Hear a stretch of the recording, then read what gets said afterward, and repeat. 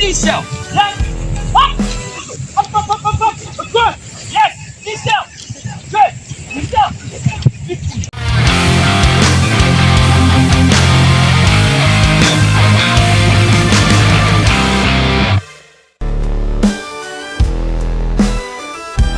From the streets where dreams ignite, underneath the crimson sky so bright, the roar of the hearts ablaze.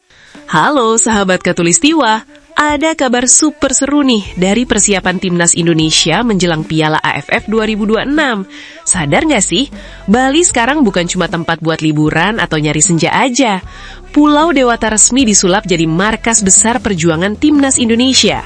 Di bawah komando langsung pelatih anyar kita, John Hartman, skuad Garuda benar-benar lagi digembleng habis-habisan lewat porsi latihan intensitas tinggi. Bukan cuma fisik yang dikuras, tapi Coach Hartman juga lagi ngebentuk identitas permainan yang benar-benar baru dan mengerikan buat Indonesia.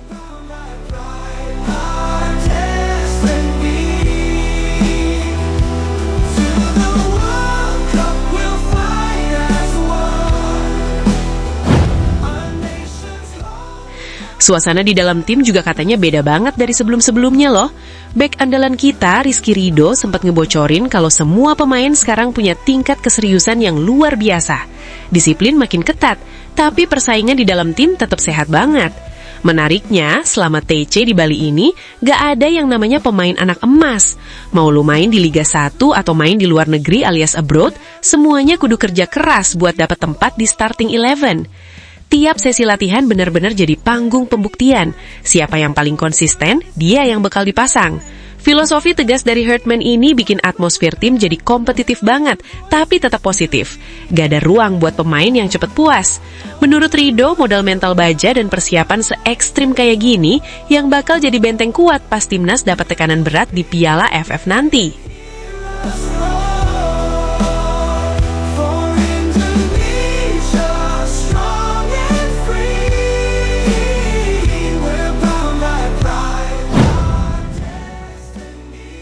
Nah, semua program latihan detail rancang Coach Hartman ini sebenarnya bermuara pada dua misi besar yang udah disusun rapi sama coach asal Inggris ini.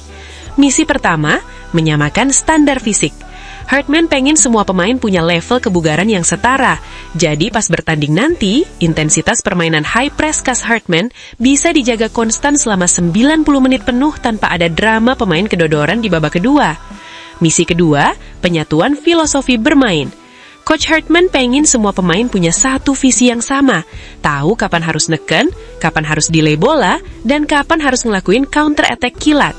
Suksesnya tim itu bukan cuma soal skill individu, tapi seberapa paham mereka secara kolektif sama taktik pelatih.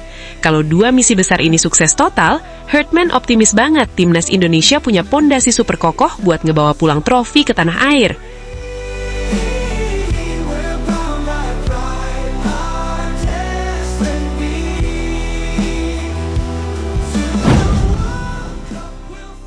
Gak cuma matengin taktik internal, John Hartman juga udah mulai berani melempar cyber keren nih. Dia terang-terangan bilang udah gak sabar pengen ketemu Vietnam sama Malaysia, dua rival abadi kita di ASEAN. Bagi Hartman, laga kontra Vietnam adalah tolok ukur buat ngeliat seberapa jauh perkembangan taktik timnas sekaligus misi buat ngeruntuhin dominasi tim-tim top ASEAN. Lebih kerennya lagi, Hartman negesin kalau timnas Indonesia gak boleh lagi punya penyakit ketergantungan sama 1-2 pemain aja. Tim harus bergerak sebagai satu kesatuan. Nah, buat nyelesain PR klasik soal ketajaman lini depan, lewat beberapa sesi internal game, Hartman dikabarkan mulai nemu dan nguji kombinasi 3 pemain yang diproyeksiin jadi senjata rahasia Indonesia. Trio lini serang ini menggabungkan kecepatan, kreativitas, dan finishing klinis yang diharapkan bisa ngobrak-abrik pertahanan lawan. Efisiensi di depan gawang benar-benar jadi menu utama selama di Bali.